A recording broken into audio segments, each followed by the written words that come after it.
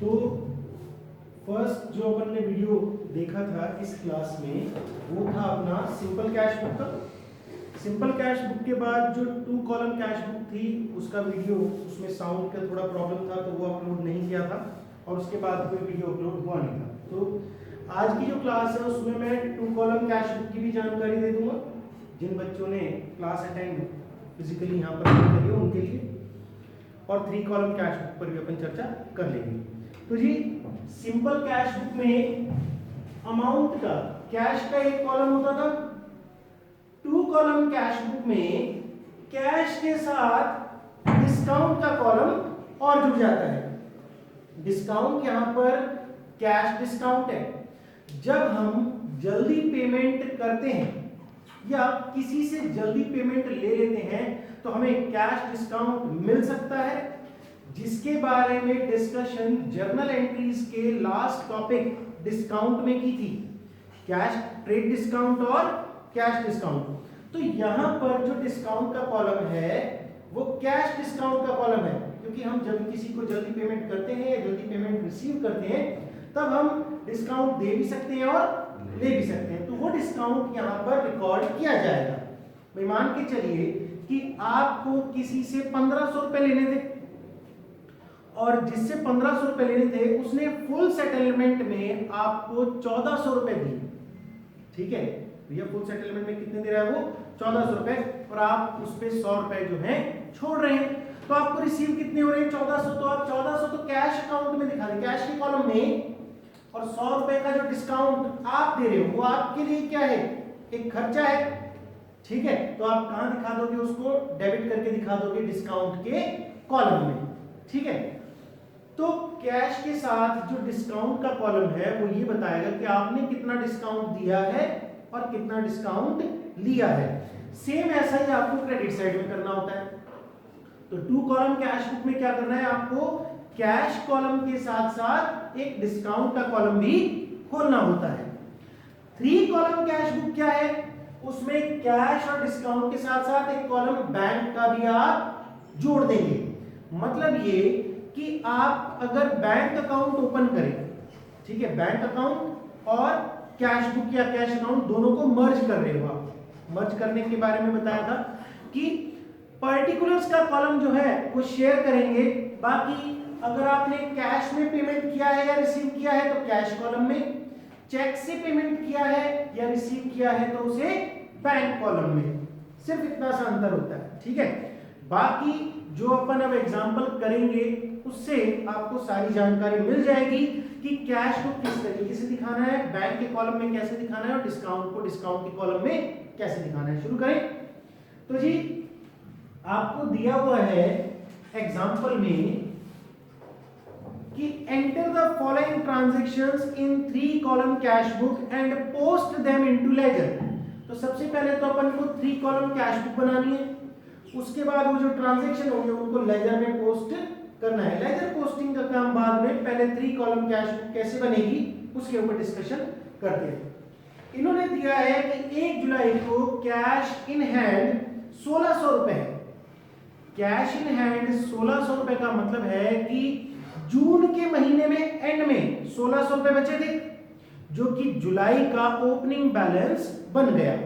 ठीक है जी, पिछले महीने का क्लोजिंग बैलेंस, पिछले महीने जो 1600 रुपए बचे हुए थे हमारे पास, वो अब सबसे पहले आप यूज लोगे तो वो आपका बन जाएगा ओपनिंग बैलेंस, क्योंकि कैश हमारे लिए क्या है, एक असेट है, और असेट का ओपनिंग बैलेंस क्या होता है, डेबिट बैलेंस। तो कैश को हम सबसे पहले लिखेंगे, कैश बैलेंस को, कैश इन हैंड को, टू बैलेंस ब्रॉट डाउन। ये बैलेंस है हमारे पास 1 जुलाई 2016 को, और ये बैलेंस है कैश का, तो ये कैश के कॉलम में लिख दिया जाएगा 1600 रुपए। ठीक है जी, 1600 रुपए का हमारे पास ओपनिंग कैश बैलेंस है। यहां तक तो दिक्कत नहीं है ना किसी को। चलिए आगे की बात करते हैं। 1 जुलाई को बैंक ओवरड्राफ्ट दिया हुआ है 11,400 रुपए का।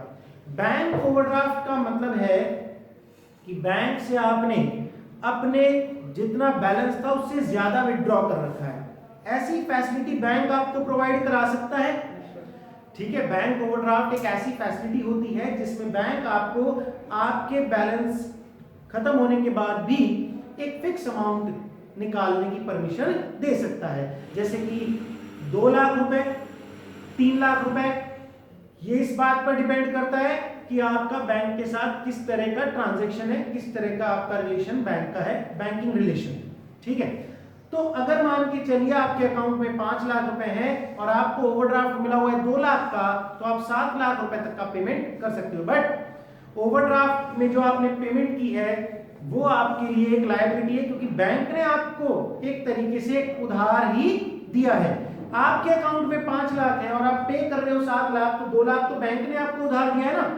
तो ओवरड्राफ्ट का मतलब है बैंक में आपका नेगेटिव बैलेंस। ठीक है, बैंक में आपका नेगेटिव बैलेंस। तो कह रहे 11,400 रुपए का ओपनिंग बैंक ओवरड्राफ्ट है।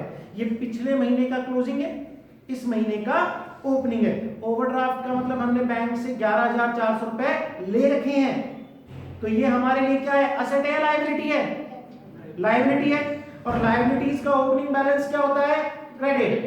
तो 1 जुलाई 2016 को by balance brought down, bank का बैलेंस है कितना बेटा, 11,400 रुपए।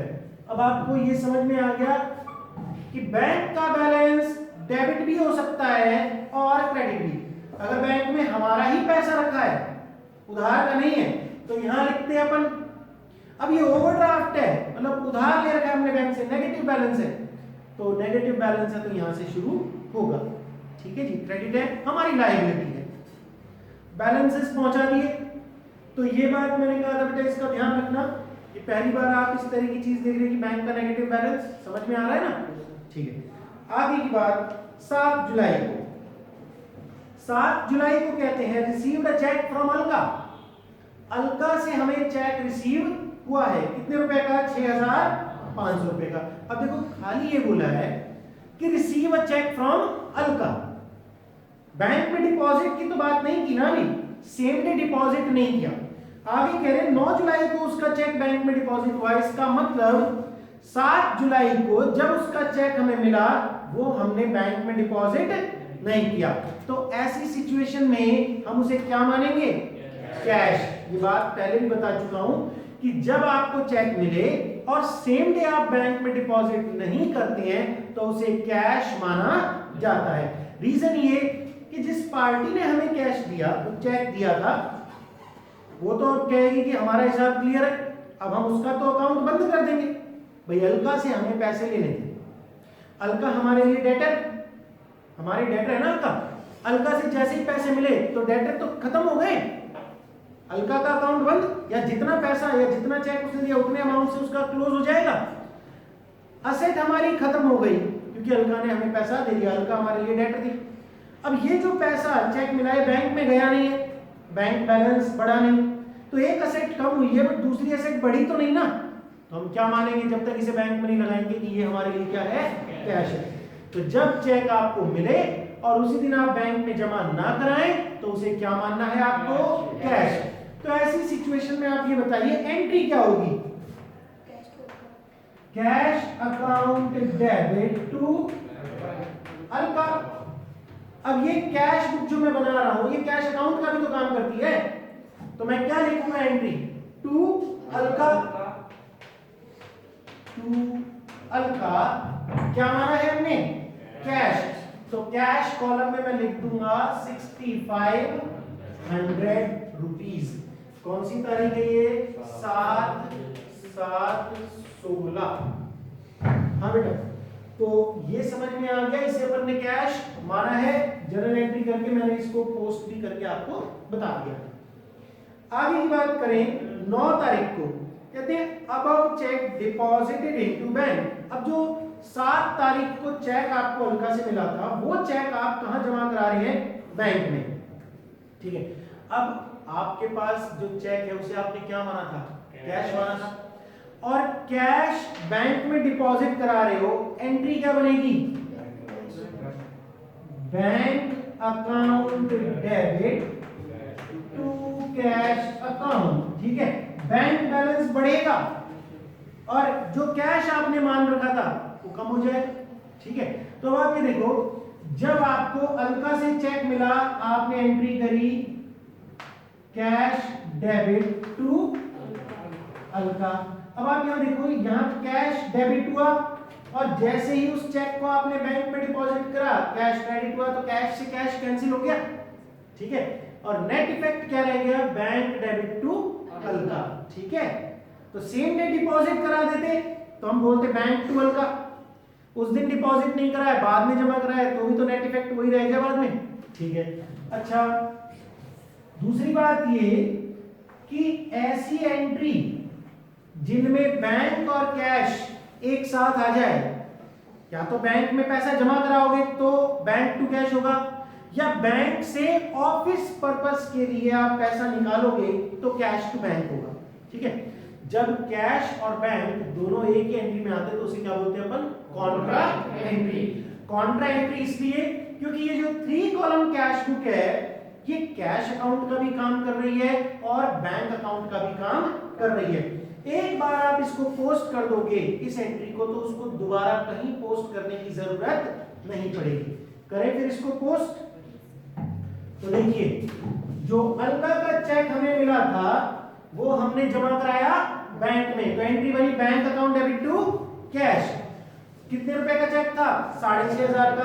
अब मान लो कि ये क्या है, एक बैंक अकाउंट है, तो बैंक अकाउंट है तो बैंक अकाउंट मान के पोस्टिंग करो टू कैश अकाउंट। अगर हम इसको एक बैंक अकाउंट मान रहे हैं तो पोस्टिंग क्या होगी, टू कैश, और बैंक के कॉलम में हम लिख देंगे 6,500। अब मानो कि ये क्या है, एक कैश अकाउंट है, तो कैश अकाउंट है तो एंट्री क्या हो जाएगी, पोस्टिंग बाय बैंक अकाउंट, और कैश के कॉलम में आप लिख दोगे 6,500। ठीक है, और ये हुआ है कब, 9 जुलाई को, 9 जुलाई 2016। ठीक है जी, तो जब बैंक और कैश दोनों एक साथ आ जाएं, तो मतलब या तो हम बैंक में पैसा जमा करा रहे हैं या बैंक से पैसा निकाल रहे हैं, तो इसको क्या बोलते हैं अपन, कॉन्ट्रा एंट्री। और कॉन्ट्रा एंट्री में हम एलएफ के कॉलम में लिख देते हैं सी। उसके पीछे रीजन ये है कि ना तो ये कोई पेमेंट है, ना ही ये कोई रिसिप्ट है, ये अपना ही पैसा है जो उठा के एक जगह से दूसरी जगह रख रहे हैं। ऑफिस से बैंक में रख दिया या बैंक से उठा करके ऑफिस में लिया है। ठीक है जी, तो जब भी बैंक और कैश एक साथ आए तो कौन सी एंट्री, कॉन्ट्रा एंट्री। चलिए जी, आगे की बात करते हैं। कहते हैं 12 जुलाई को paid to Ashish by cheque, paid to Ashish by cheque, हमने 4850 का पेमेंट आशीष को किया। अब एंट्री क्या बनेगी, आशीष को पे किया है तो आशीष को हमें पैसे देने होंगे ना, सीधी सी बात है, वो हमारी लायबिलिटी होगी, ये कोई पेमेंट करना है, तो Ashish account debit to bank account. ठीक है, Ashish account debit to bank account. ठीक है, तो इसके बैंक के कॉलम में क्या लिख देंगे, बाय आशीष, बाय आशीष, और बैंक के कॉलम में लिख देंगे कितने, 4850। ये कब हुआ है, 12/7/16। देखो इस क्वेश्चन में हमें ये तो बता नहीं रखा था ना कि आशीष को हमें पैसे देने थे। कोई हो सकता है कि हमें आशीष के पैसे देने थे, हो सकता है हमने आशीष को उधार दिया हो, ऐसा भी तो हो सकता है भाई। अगर हमारे लिए आशीष एक लायबिलिटी था, अगर हमने उससे उधार ले रखा था तो वो हमने उधार चुका दिया। अगर हमारा उसका कोई हिसाब नहीं था, हमने उसे एडवांस दिया है, तो हमारी एसेट बन गया, डेटर बन गया। एंट्री क्या बनी है, Ashish account debit to bank account.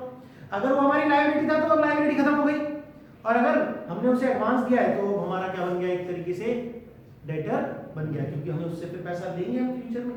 बात समझ में आ रही दोनों तरीके से या नहीं आई, नहीं आई? सुन भाई, ध्यान से सुनना। क्या इस क्वेश्चन में आपको ये बताया है कि हमें आशीष को कोई पुराना उधार ले रखा था, उससे कुछ लिया था? नहीं ना।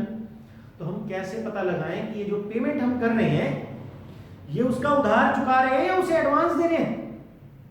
पुराना कोई हिसाब तो हमारे पास है नहीं, तो इसमें हम ये मान के चलेंगे कि हमने उसका कोई पुराना उधार चुकाना है, ये हमारे लिए लायबिलिटी होगा। जब आप लायबिलिटी को पे करते हो तो क्या होती है लायबिलिटी? डेबिट। तो एंट्री क्या बन रही है? Ashish account debit to bank account. अगर हमें इसको पैसे देने थे तो ये हमारी लायबिलिटी थी, इसका क्रेडिट बैलेंस था, हमने इसको डेबिट करके इसका पेमेंट कर दिया। अगर हमारा इसका कोई पुराना हिसाब नहीं था और हमने इसको पेमेंट दिया है तो हमने एक तरीके से इसको उधार दिया है, तो ये हमारा क्या बन गया? डेटर बन गया। ठीक है, मैं तो आपको दोनों सिचुएशंस बता रहा हूँ। अगर पुराना पेमेंट चुकाना था तो हमारी लायबिलिटी खत्म हुई, अगर इससे पुराना कोई हिसाब नहीं था और हमने फिर इसको पैसा दिया है तो एक तरीके से हमने इसको उधार दिया है ना, ये हमारी एसेट बन गया। समझ में आई बेटा बात?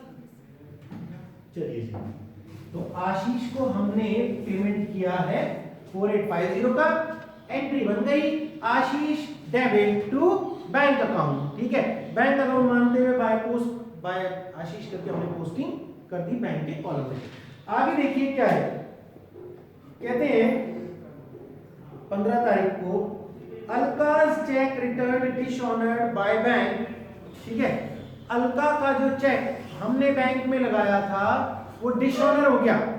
डिसऑनर होने का मतलब होता है चेक बाउंस हो गया। हमने सोचा था बैंक बैलेंस बढ़ा, पर बैंक बैलेंस तो बढ़ा ही नहीं, क्योंकि बैंक अकाउंट में हमारे में पैसा पहुंचा ही, पर हमने तो अपना बैंक बढ़ा लिया था। हमने तो ये मान लिया था कि चेक हमने बैंक में लगा दिया और बैलेंस हमारा बैंक का बढ़ गया होगा, जबकि एक्चुअल में बैंक अकाउंट में पैसा आया ही नहीं। तो जब आपको ये पता चलेगा कि बैंक में चेक का पैसा आया ही नहीं, तो आपने जो बैलेंस बढ़ा रखा है उसे कम करोगे ना।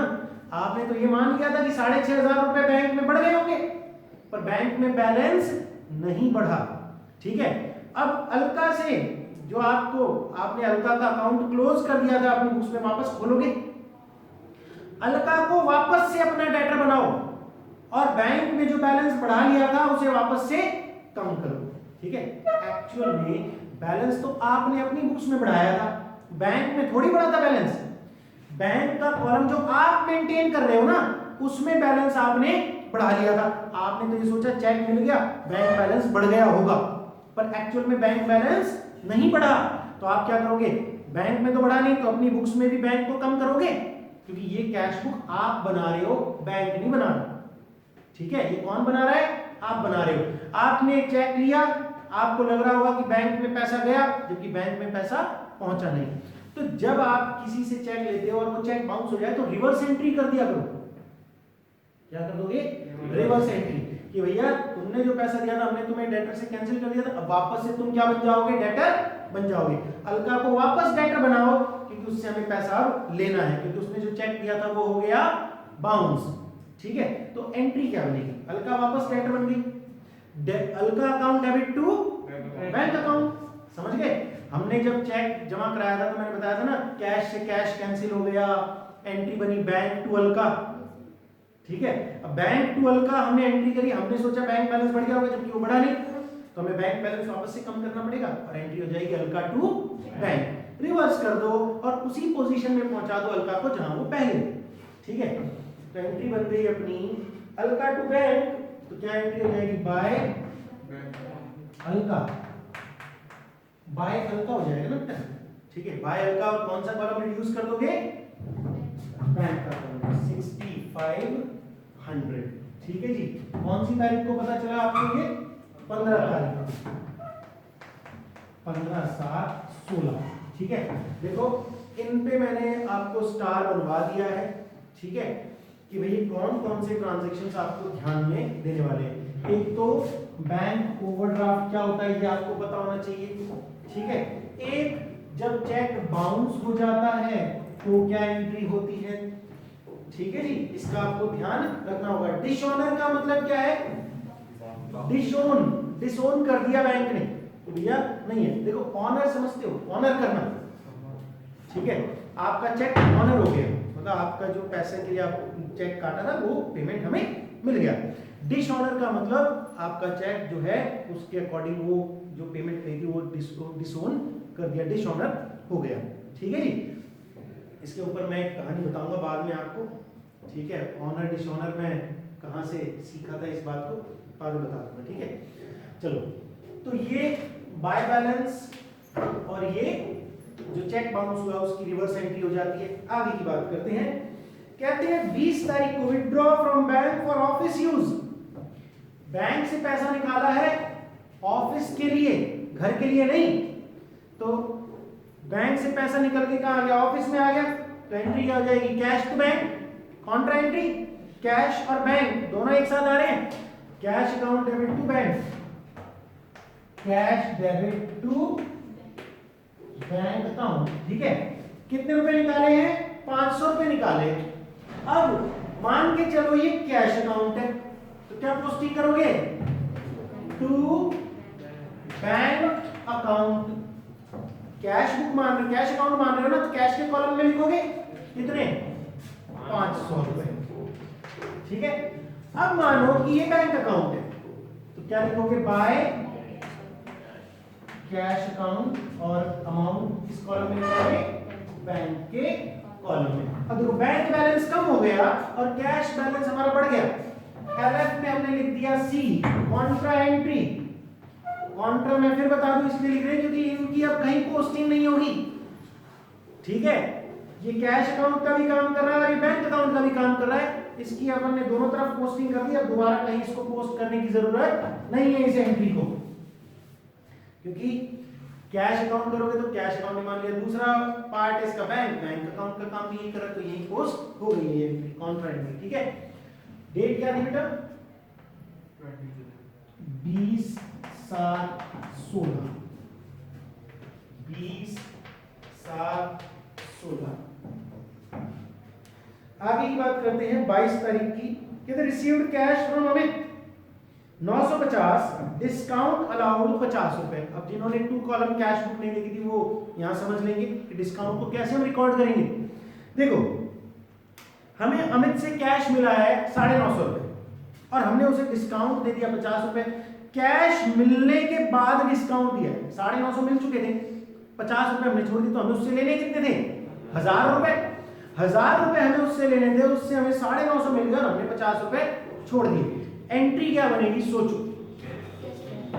Cash debit, discount debit to Amit. Amit का अकाउंट 1000 से बंद हो गया, डिस्काउंट हमने 50 दे दिया, कैश हमारे पास 950 रुपए का आ गया, पोस्टिंग कर देते। ठीक है, टू अमित कैश कितना मिल गया, 950, डिस्काउंट हमने कितना दे दिया, 50, बस। डेट 22/7/16। ठीक है जी। तो जब कोई बात समझ ना आए तो आप जनरल एंट्री बनाकर के इसकी पोस्टिंग कर सकते हैं। चलिए आगे की बात करते हैं। 24 तारीख को purchase goods from Swati and paid her by cheque after deducting 2% discount. Swati से हमने 1500 रुपए का माल खरीदा। ठीक है, स्वाति से हमने 1500 रुपए का माल खरीदा और हमने 2% काट करके उसको चेक दे दिया। 2% काट करके उसको क्या दे दिया, चेक दे दिया। अब आप सोचो 1500 रुपए का 2% कितना होता है, 30 रुपए। तो 30 रुपए तो स्वाति ने छोड़ दिए और हमसे चेक कितने का ले लिया, 1470 रुपए का। तो ये 30 रुपए का डिस्काउंट हमें मिल गया। ठीक है जी। तो देखो एंट्री क्या बनी, Swati account debit to bank, cheque से पेमेंट किया ना, टू बैंक 1470 और टू डिस्काउंट 30 रुपए, क्योंकि हमें मिला है। तो पेमेंट इधर दिखाएंगे, किसको किया है पेमेंट, बाय, नहीं स्वाति नहीं बोलेंगे, बाय परचेजेस। देखो स्वाति ने हमें माल बेचा है ना, उधारी तो नहीं करी ना हमने, जो स्वाति का नाम लिखेंगे। सीधी सी बात है, गुड्स आए, purchase account debit to bank और टू डिस्काउंट। ठीक है, उधार नहीं है, हमने सेटलमेंट हाथों हाथ ही कर दिया है। 30 रुपए का डिस्काउंट लेकर के हमने 1470 का चेक दे तो दिया। अब हम इसको एक लायबिलिटी थोड़ी रखेंगे अपनी बुक्स में, तो ठीक है, बाय परचेजेस करके क्या लिखोगे, डिस्काउंट कितना, 30 रुपए, हमने चेक से पेमेंट कर दिया 1470 रुपए का। बात समझ में आई, ये है 24/7/16। ठीक है, दोबारा से सुन लो जी। स्वाति से माल खरीदा 1500 का और चेक से पेमेंट कर दिया। तो जब हमने पेमेंट कर दिया तो अब हमारा कोई उधार तो है नहीं उनसे, तो हम क्या एंट्री करेंगे, purchase account debit to bank to discount. By purchases कितना पेमेंट चेक से किया और कितना डिस्काउंट हमें मिला वो दिखा देना है। समझ में आई बात? चलिए, डिस्काउंट हमारी इनकम है ना, तो इनकम है तो क्रेडिट कर दिया। अगर डिस्काउंट हम देते तो हमारे लिए वो एक खर्चा हो जाता, तो ये डेबिट हो जाता। आगे की बात करते हैं। कहते हैं 25 तारीख को cheque receive from Sadhana, cheque receive from Sadhana. अब देखो, साधना से चेक मिला है, बैंक में डिपॉजिट करने की बात नहीं करी उन्होंने कि उसका चेक बैंक में डिपॉजिट कर दिया। तो साधना से जो चेक मिला उसे क्या मान लेंगे, कैश, और एंट्री हो जाएगी कैश टू साधना। तो लिखेंगे टू साधना, कैश कितना,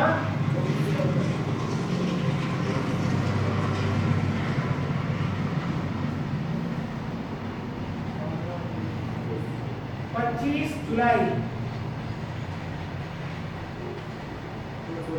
साधना से जो चेक मिला उसे हमने कैश माना और कैश के कॉलम में उसे रिकॉर्ड कर दिया। आगे देखो 28 तारीख को काम की बात, बहुत काम की बात है 28 तारीख की। कहते हैं Sadhana cheque endorse to Manju. Endorsement Hindi में बोलते हैं इसे बेचान करना, ठीक है भाई। मान के चलिए कि मुझे ए नाम के आदमी से 10,000 रुपए लेने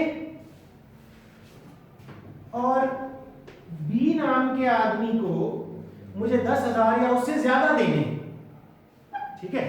मुझे इससे कितने लेने हैं, 10,000, और इसको देने हैं 10,000 और मोर, ठीक है, 10,000 या उससे ज्यादा, ठीक है। अब ये जो बी है ये मेरे साथ ही घूम रहा था। जब ए आया, ए ने बोला साहब आपके पैसे देने थे, मैं चेक दे देता हूं, आप ये पैसे रख लो। मैंने चेक लिया और अपनी पॉकेट में रख लिया। तो बी के मन में आएगा ना कि यार इससे पैसे मुझे लेने हैं, ये मुझे क्यों नहीं दे देता चेक। अब पहली बात तो मुझे दे देना चाहिए बी को। अब बी ने खुद ही बोल दिया कि भैया आपके पास ये जो पैसे हैं मुझे उतार दो ना, थोड़े से पैसे मेरे उतार दो, या 10,000 रुपए मेरे बनते हैं, ये 10 आपके पास आए, ये चेक मुझे दे दो। तो मैंने क्या किया, अपनी पॉकेट से चेक निकाल करके दे दिया किसको, बी को। अब चेक मुझे मिला था, ठीक है, जिससे मुझे पैसे लेने थे, ठीक है, ए मुझे पैसे दे गया, मैं हूं आर। ए ने मुझे चेक दिया, मैंने चेक किसको दे दिया, बी को। तो मेरे लिए ए क्या था, एक एसेट था, मेरे लिए एक एसेट था ए मेरा डेटर था, मुझे उससे पैसा लेना था।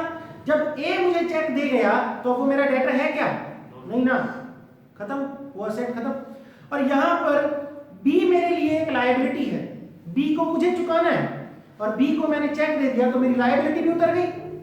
तो एक तरफ तो मेरी एसेट कम हो गई और दूसरी तरफ मेरी लायबिलिटी कम हो गई। मैंने क्या किया, यहां से चेक लेकर के सीधा उसको दे दिया। आ रही है बात समझ में? इसे बोलते हैं एंडोर्समेंट। अरे भाई कैश कहीं से आता है तो कहीं से आएगा, कहीं जाएगा। इसी तरह चेक भी मैंने किसी से लिया और किसी को दे दिया पेमेंट करने के लिए। अब क्या होगा, मेरा तो असेट तो कम हो ही गया, ए से मुझे पैसा लेना था, और बी के तरफ मेरी जो लायबिलिटी बनती थी वो भी खत्म हो गई। चलिए जी, अब मैंने जब चेक रिसीव किया था साधना से तो मैंने क्या माना था उसे, कैश। जब मैंने उसे कैश माना है तो मैं किसको दे रहा हूं वो चेक, मंजू को।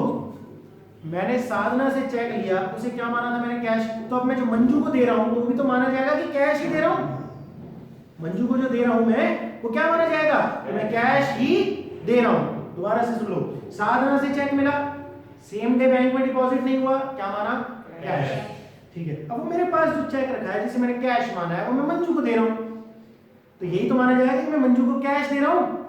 तो ऐसी सिचुएशन में मेरे पास से कैश जा रहा है और किसको मिल रहा है, मंजू को। एंट्री हो जाएगी मंजू टू कैश, क्या हो जाएगी entry, Manju account debit to cash account. तो लिख दूं बाय मंजू कितना कैश, 2400। डेट क्या है, कौन सी तारीख को एंडोर्स कर रहे हैं इसको अपन? 28 तारीख को, 28/7/16। ये भी आपको ध्यान रखना है। एंडोर्स क्या होता है? एंडोर्समेंट का मतलब है किसी को चेक का बेचान कर देना कि भैया मैं पेमेंट लेने वाला था और मैं पेमेंट लेकर के तेरे को पेमेंट करूंगा, इससे चाहे तू डायरेक्ट ही पेमेंट ले ले, ठीक है? मेरी लायबिलिटी उतर गई और इधर से मेरा एसेट भी कम हो गया, ठीक है? समझ में आ गई? इसमें 3 पार्टियां इन्वॉल्व हैं, एक तो डेटर, एक क्रेडिटर और एक जो मेन पार्टी है जिसने लिया है चेक। समझ में आ रही है बात? तो मैं तो यहाँ मेन पार्टी हूँ, मेरा जो डेटर है वो मुझे पैसे चेक दे रहा है और मैं वो चेक कहाँ दे रहा हूँ? अपने क्रेडिटर को पे करने के लिए ले रहा हूँ। आ रही है बात समझ में? अच्छा, ऐसा भी हो सकता है कि जैसे ही चेक मिला मैं तुरंत दे दूं, मैं अपने पास रोकूं ही नहीं उसे। तो ऐसी सिचुएशन में जिसको आप चेक दे रहे हो उसे तो कर दो क्रेडिट, सॉरी डेबिट कर दो, क्योंकि लायबिलिटी अब खत्म हो जाएगी आपकी, और जिससे आप चेक ले रहे हो उसे कर दो क्रेडिट। अगर मान के चलिए कि साधना का जो चेक मुझे मिला मैंने तुरंत ही किसको दे दिया? उसी समय मंजू को दे दिया। एंट्री क्या बनेगी? साधना मेरी एसेट जो कि अब खत्म, तो जब एसेट कम होती है तो क्रेडिट, और मंजू क्या दे? लायबिलिटी, लायबिलिटी खत्म होती है तो डेबिट। तो एंट्री हो जाएगी मंजू डेबिट टू साधना। समझ में आ रही है बेटा बात? मंजू डेबिट टू साधना। देखो मंजू मेरी लायबिलिटी थी, मंजू को मुझे पैसे देने थे, मैंने उसे चेक दे दिया, मेरी लायबिलिटी खत्म। साधना मेरी एसेट थी, उससे मुझे पैसा मिल गया तो मेरी एसेट खत्म। तो ऐसे भी एंट्री हो सकती है। यहां तो क्या हुआ, चेक पहले मेरे पास आया, 2 दिन मेरे पास ही रहा, तो इसलिए मैंने उसे कैश माना, फिर मैंने उसे मंजू को एंडोर्स किया। अगर मैं हाथों हाथ ही एंडोर्स कर देता तो मैं कैश थोड़ी मानता, मैं तो सीधा एंट्री करता, मंजू को चेक दे दिया, मेरी लायबिलिटी खत्म, और साधना मेरी एसेट थी, एसेट भी खत्म। समझ में आ गई बेटा बात? नहीं आ रही क्या बात समझ में? हाँ बेटा, कोई डाउटफुल है? सर ये कॉन्ट्रा एंट्री हो जाएगी क्या? नहीं, कॉन्ट्रा एंट्री नहीं होगी। मैं वही तो कह रहा हूँ, कैश बुक में तो आना ही नहीं, क्योंकि डायरेक्टली अपन इसको ट्रांसफर कर देंगे ना, दोनों पार्टी एक दूसरे को सेटलमेंट में काम ले रही है। मैं तो आपको पहले बता रहा हूँ कि आप इसको देखो एंट्री क्या है। अगर आपने चेक लिया और उसे अपने पास रोका तभी तो कैश मानोगे, ठीक है? तभी तो कैश माना आपने, तो उसके बाद अगर आप दे रहे हो तो कैश जा रहा है, तब तो ये कैश बुक में आ जाएगा।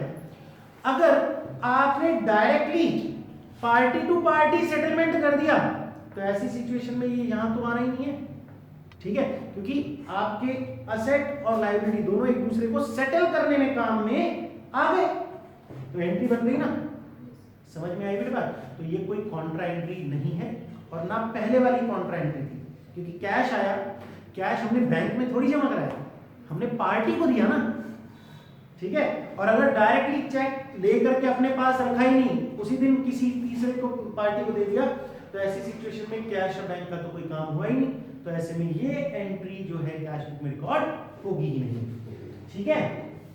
तो बिल्कुल जनरल प्रॉपर में नोट डाउन इसे कर लेंगे। क्या आपको यहां समझ में आ रहा है? यहां पर रुका है ना चेक 2 दिन हमारे पास, यहां तो चेक कब मिला हमें? 25 तारीख को, और 28 को हम इसको क्या कर रहे हैं?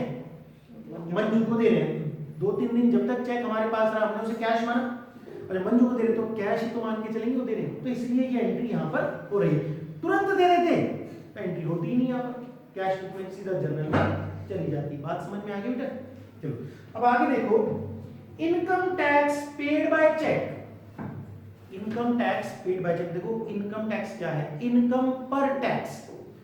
अब इनकम किसकी होती है बिजनेस से? बिजनेसमैन की। बिजनेस चलाने वाला जो बिजनेसमैन है उसी की तो इनकम होगी।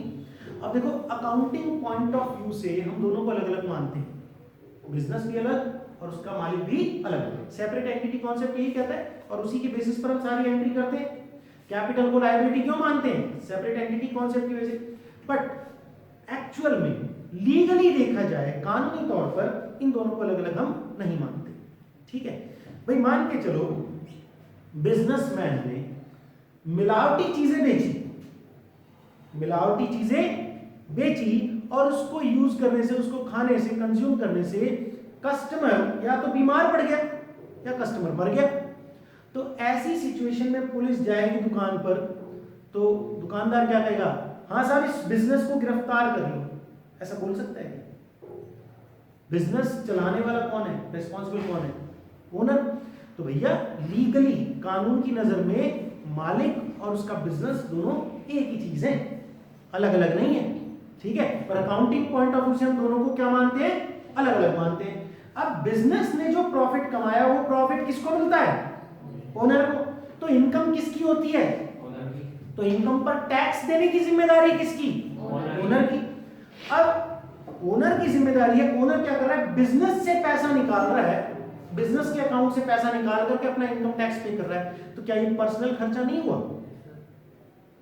इनकम किसकी, ओनर की। टैक्स की जिम्मेदारी किसकी, ओनर की। बिजनेस की जिम्मेदारी थोड़ी है टैक्स पे करने की, ओनर की जिम्मेदारी है, ठीक है। तो ओनर अगर अपना कोई पर्सनल खर्चा बिजनेस से पे करता है तो ऐसी सिचुएशन में तो वो ड्राइंग्स ही हुई भाई, पैसा बिजनेस से निकाल लिया, उसका कुछ भी करो पर्सनली या वो तो ड्राइंग्स ही कहलाएगा।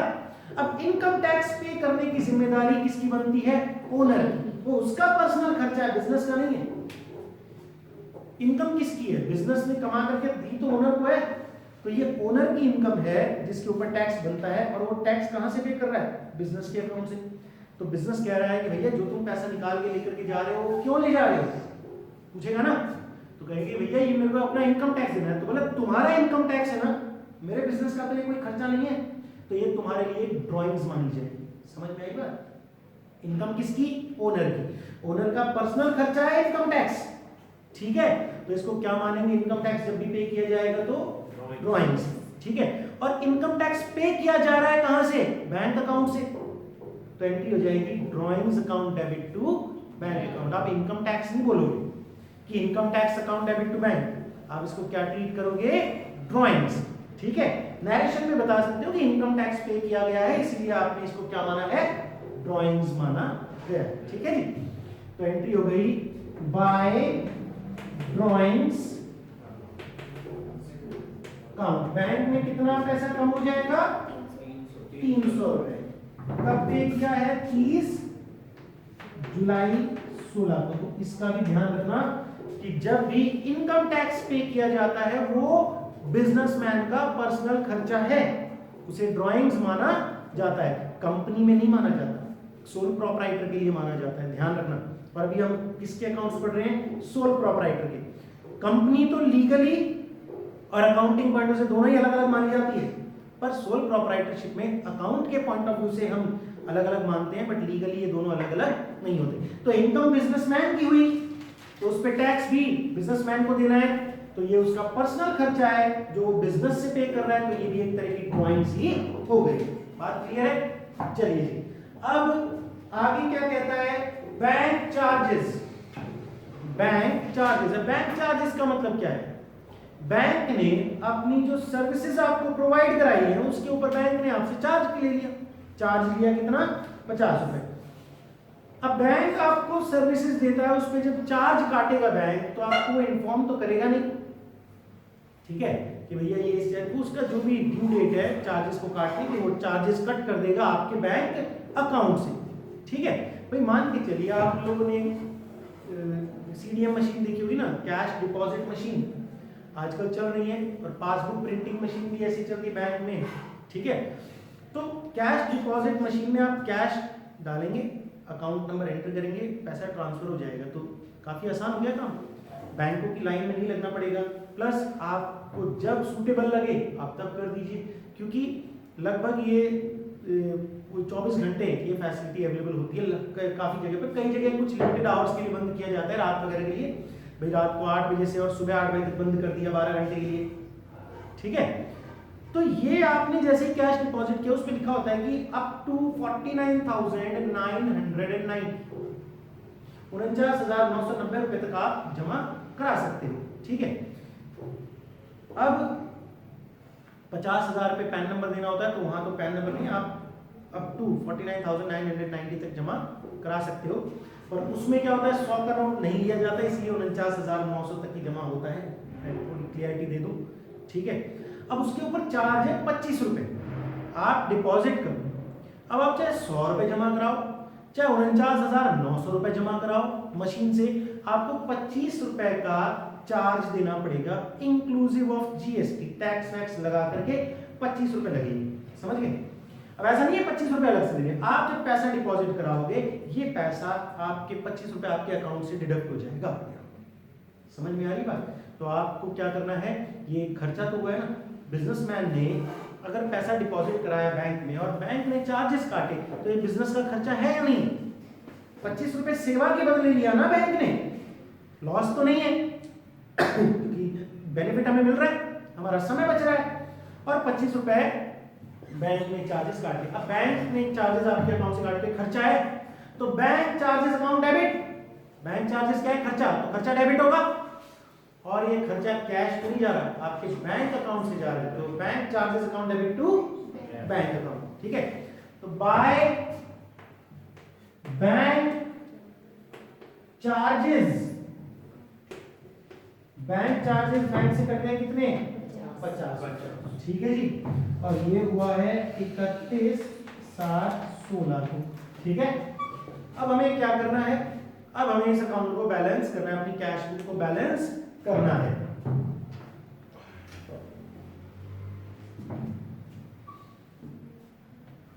सबसे पहले तो डिस्काउंट का टोटल कर दिया कीजिए, क्योंकि डिस्काउंट के कॉलम का अपन को बैलेंस नहीं निकालना होता है, डिस्काउंट का सिर्फ टोटल करके छोड़ना होता है, ये बताने के लिए कितना डिस्काउंट दिया और कितना हमें मिला है।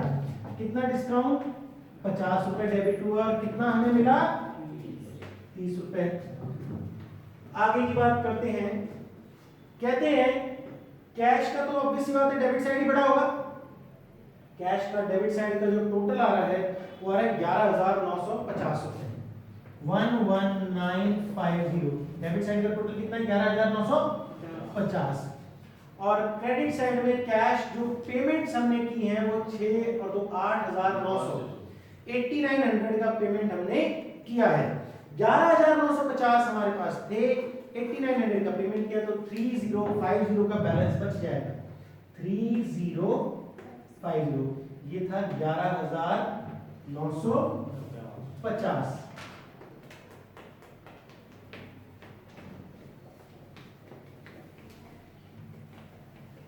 ₹11,950 टोटल था, और बैलेंस बच रहा है हमारे पास 3,050 रुपए। तो ये बैलेंस है हमारे पास मंथ एंड में, क्या बोलेंगे इसे? By balance carried down. ठीक है, बैलेंस कितना बच रहा है कैश का? 3,050 रुपए। डिस्काउंट का टोटल आपने कर ही दिया है। अब देखिए बैंक में आपके पास 6,500 रुपीज आए टोटल, और नेगेटिविटी पहले से ही हमारे पास 11,400 की थी, फिर और पेमेंट हमने कर दिए। ऑब्वियस सी बात है हमारे पास अभी भी ओवरड्राफ्ट ही चल रहा होगा, क्रेडिट साइड बड़ी होगी बैंक में, तो क्रेडिट साइड मतलब पेमेंट साइड बड़ी है। पेमेंट साइड का जो टोटल है वो आ रहा है 25,070 रुपए, 25070, 25,070 रुपए। ओपनिंग ओवरड्राफ्ट प्लस पेमेंट्स मिला करके नेगेटिव जो टोटल पेमेंट्स है, पेमेंट साइड कितना है? 25,070 रुपए, और 6,500 रुपए हमारे पास आए थे, तो ये अब बैलेंस रह जाएगा अपने पास 18,570 रुपए का। बैंक का बैलेंस रह गया 18,570, और ये नेगेटिव बैलेंस है क्योंकि क्रेडिट साइड बड़ी है, डेबिट साइड छोटी है। बैलेंस निकला अपना 18,570 टू बैलेंस कैरिड डाउन। ठीक है, कौन सा बैलेंस है बैंक का? Credit balance. जो साइड बड़ी होती है उसी साइड का balance credit balance. Credit balance मतलब नेगेटिव है ना, हमें भी पे करना है बैलेंस, इतना पैसा बैंक को हमें पे अभी करना है। महीने की शुरुआत में 11,400 नेगेटिव था, अब वो नेगेटिव बढ़कर के 18,570 रुपए का हो गया। उम्मीद है कि आपको समझ में आ गया होगा। ठीक है, अब जो पोस्टिंग करने के लिए कहा गया है आपको, पोस्टिंग कैसे करनी है? कैश और बैंक अकाउंट तो बनाई हुआ है, उसके अलावा जो जो नाम देख रहे हो आप सबके अकाउंट खोलने हैं आपको। जैसे दो लाइन के अकाउंट खोलने, जैसे बैलेंस हो गया अलका, अलका का अकाउंट आप खोलोगे तो अलका का नाम जहां जहां आया है आपको पोस्ट करना है। यहां जब अलका का नाम आया तो आपने एंट्री क्या करी, कैश टू अलका, तो अलका के अकाउंट में क्या लिख दोगे, टू कैश। और फिर यहां जब अलका का नाम आया तो एंट्री हो रही है Alka account debit to bank account, Alka account debit to bank account. जब उसका चेक बाउंस हो गया तो यही करी एंट्री हमने। तो अलका के अकाउंट में क्या लिख दोगे, बाय बैंक, तो to cash by bank, post करके छोड़ देना है, बैलेंस नहीं करना है, अलका का अकाउंट बन जाएगा। अलका के अकाउंट के बाद कैश का तो ये खुद ही अकाउंट है, बैंक के खुद ही अकाउंट है। अमित का देखिए अकाउंट, जब आप अमित का अकाउंट बनाएंगे तो आप देखिए ना एंट्री क्या हुई, अमित से आपको पैसा मिला कितना, 950, और 50 का डिस्काउंट, एंट्री बनी cash debit 950, discount debit 50 to Amit 1000। तो अमित के अकाउंट में क्या लिख दोगे, by cash 950 by discount 50, posting हो गई अमित के अकाउंट में, अमित का नाम कहीं और नहीं आया। अमित का हो गया साधना, साधना से जब हमें चेक मिला तो हमने उसे कैश माना, एंट्री करी हमने कैश टू साधना, साधना के अकाउंट में क्या लिख दोगे, बाय कैश, साधना के अकाउंट में क्या लिख दोगे, बाय कैश। और फिर साधना का नाम कहीं आया क्या, नहीं आया, फिर साधना का नाम कहीं नहीं आया, तो साधना की में पोस्टिंग हो जाएगी। उसके बाद बैलेंस दिया हुआ है, आगे बढ़ो इधर, पेमेंट से बैलेंस है बैंक का, ये खुद अकाउंट ही है। आशीष, आशीष को आपने कितना पेमेंट किया है चेक से, 4850 का। जब आपने पेमेंट किया तो एंट्री करी Ashish account debit to bank account, Ashish का अकाउंट लिख रहे हो, आशीष अकाउंट डेबिट